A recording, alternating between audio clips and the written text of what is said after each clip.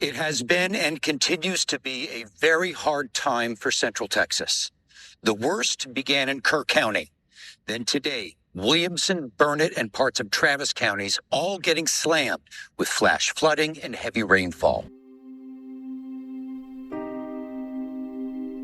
I got a video early that morning from my maintenance supervisor that showed the bridge being out.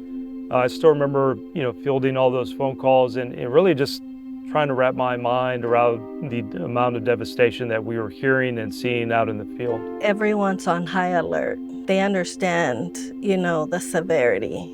At that point, we all mobilized to the area office, myself, director of maintenance, and the other maintenance crews, and just started formalizing a plan. What do we need to do? How quick can we respond? How do we help the community? And what do we do to support each other throughout this event?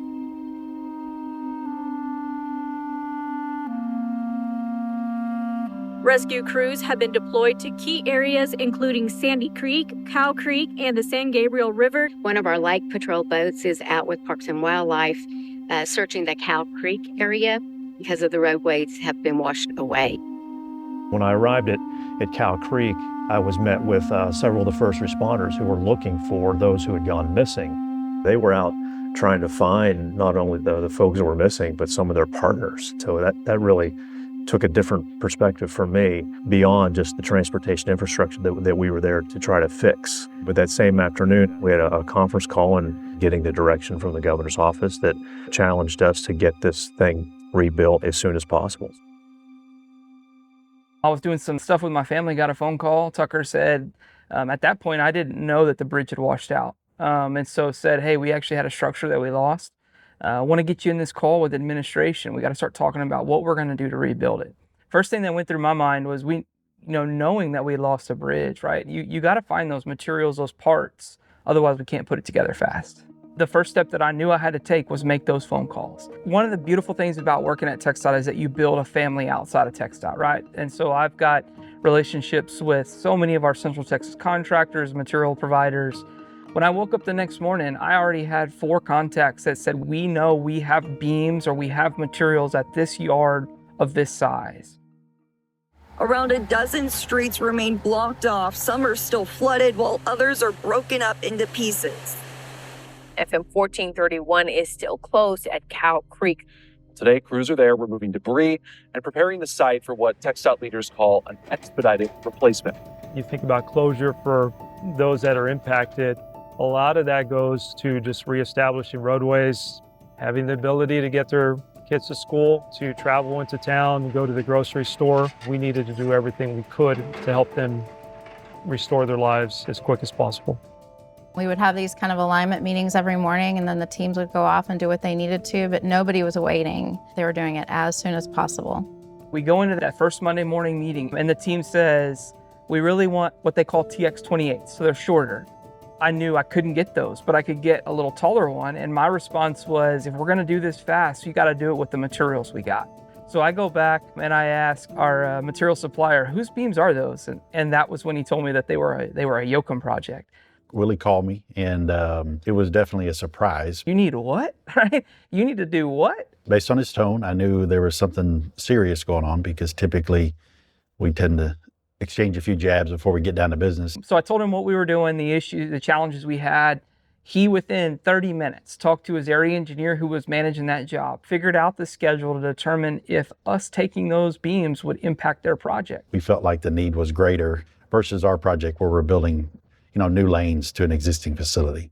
We responded back to Willie and his team that, hey, just let us know what you need and we'll work with you. We were able to rock and roll from there. Our bridge teams with the Austin District of the Texas Department of Transportation have been working literally 24/7 to design a new bridge to replace that bridge that was washed out.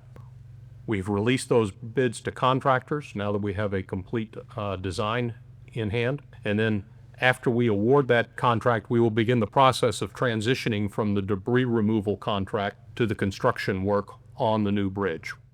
There was no hesitation that weekend and in the weeks following. Nobody blinked when they had to work weekends, late into evenings to put these packages together to get it to construction. It was evident that dedication was part of it, and genuine care. You know, there was a lot of talent, there was a lot of skill, there was a lot of brain power in that room every day. There's no doubt about it. But they came together as a family and they figured out how to solve that problem and let no obstacle get in their way, which is pretty amazing. Happening today, reconstruction begins on the RM 1431 bridge over Cow Creek. TxDOT has awarded an emergency contract to Hunter Industries. The crew has an unheard of 60-day deadline to get the bridge finished. One of the things we were able to do is secure concrete beams from another project that we've designed this bridge to match those beams. On a typical project, they need to get designed, fabricated, and shipped to us. That can take up to 6 months. There's no way we'd have been able to meet the schedule that we put out. I mean, it was like a well-oiled machine. You know, at times they were working 24 hours a day, the contractor. So we had somebody out there almost always to help see the project through. You know, some of them, they were doing everything they can to be out there. They wanted to be out there. They care about quality of work and the project, and they're a resilient group, absolutely. A TxDOT spokesperson tells us they're on track to complete the bridge by September 9th or earlier. Good morning. I want to welcome you all here for what is an amazing event. We had well over 100 folks involved in the flood response and all pulling together to get this bridge built as quickly as we could. The trust that all of our teams have for each other and with each other. That just truly shows care for the district, for what we do. We were all already really close as a district, but during this time frame, it was really neat to see how much closer we came and worked together as a team to deliver. It just goes to show how key it is to be someone that folks can trust, that you trust them and they trust you, and that you can work together to solve a problem. You realize that you've done something pretty remarkable, right? You've made it through all those days, you've helped the community, you've helped each other, and really just done what we needed to do as fellow Texans.